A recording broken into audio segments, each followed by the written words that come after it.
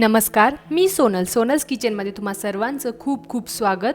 सध्या बाजारामध्ये ताजा वाटाणा आणि मेथी मिळत आहे, तर याचाच फायदा घेऊन आपण ढाबा स्टाईल मेथी मटर मलाई कशी बनवायची ते पाहतोय। चला तर मग रेसिपीला सुरुवात करूया। तर एका कढाईमध्ये आपण 2 चमचे तेल टाकून ते गरम करून घ्यायचे। तेल हे थोडंसं गरम झाल्यानंतर आपण यामध्ये खडे मसाले टाकणार आहोत।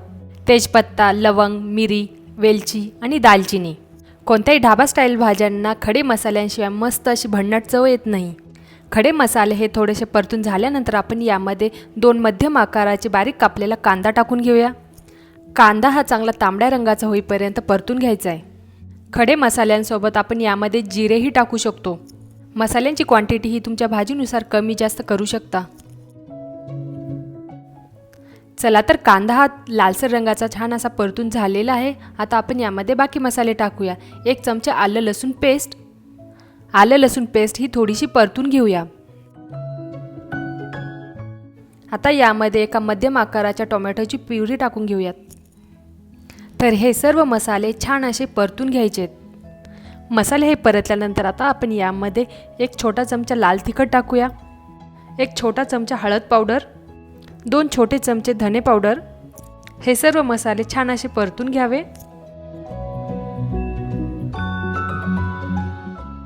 आता यामध्ये 2 उभ्या कापलेल्या हिरव्या मिरच्या टाकायच्या आणि त्यानंतर चवीनुसार थोडंसं मीठ टाकून घेऊया। हे मिश्रण थोडं मिक्स केल्यानंतर यामध्ये पाऊण वाटी ताजा वाटाणा टाकायचा आहे। वाटाणा हा आपल्याला मसाल्यासोबत छान असा परतून घ्यायचा आहे। वाटाणा हा चांगला परतून घेतला तर तो लवकर शिजण्यास मदत होते। आता यामध्ये 1 कप गरम पाणी टाकायचे। कुठलीही भाजी शिजवताना त्यामध्ये गरम पाणी टाकलं तर ती भाजी लवकर शिजते। हे सर्व मिश्रण चांगलं असं मिक्स करून घ्यावं। आता यावरती झाकण ठेवून साधारणतः 7 ते 8 मिनिट आपल्याला हे वाटाण्याची भाजी शिजवून घ्यायची आहे।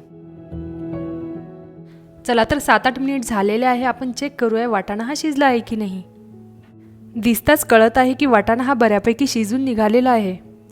आता यामध्ये 1 कप मेथीचे पानं हे स्वच्छ धुवून बारीक कापून घेतले ते टाकून घेऊयात। या भाजीसाठी आपल्याला मेथीचे फक्त पानं घ्यायचे, मेथीचे देठ नाही घ्यायचे। मेथी टाकल्यानंतर या मिश्रणामध्ये मेथी चांगली अशी मिक्स करून घ्यावी। आता यावरती झाकण ठेवून साधारणतः 2 ते 3 मिनिट आपल्याला ही मेथी या मिश्रणासोबत चांगली अशी शिजवून घ्यायची आहे।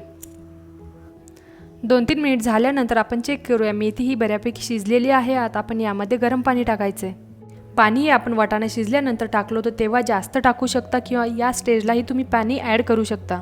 आता यामध्ये जाणारा 1 छोटा चमचा गरम मसाला आणि थोडीशी कसुरी मेथी ही हातावरती अशी चोळून नंतरच टाकायची आहे, जेणेकरून कसुरी मेथीचा जास्त फ्लेवर यामध्ये येईल। तसं पाहिलं तर कसुरी मेथी ही ऑप्शनल आहे, अवेलेबल असेल तर टाका, नसेल तर नाही टाकली तरी चालेल।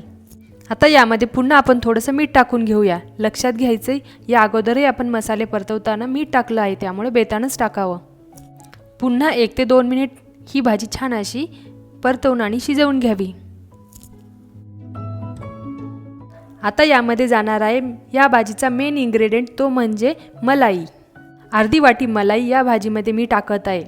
मलाई ही तुम्ही बाजारातलीही वापरू शकता किंवा मग घरी मलाई असेल ती मस्त अशी फेटून यामध्ये टाकू शकता। खरी तर मलाईनेच या भाजीला एवढी भन्नाट टेस्ट येते ना। मलाई थोडीशी मिक्स केल्यानंतर आपल्याला गॅस बंद करायचा आणि गरमागरम रोटी, चपाती, नान कशासोबतही तुम्ही सर्व करू शकता। तर वाट कसली बघताय, लगेचच ताजा असा वाटाणा मेथी घेऊन या आणि ही रेसिपी ट्राय करा। ट्राय केल्यानंतर तुमचा अनुभव कमेंटद्वारे नक्की कळवा।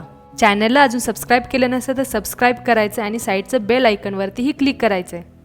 पुन्हा भेटूया अशाच एका नवीन रेसिपीसोबत। धन्यवाद।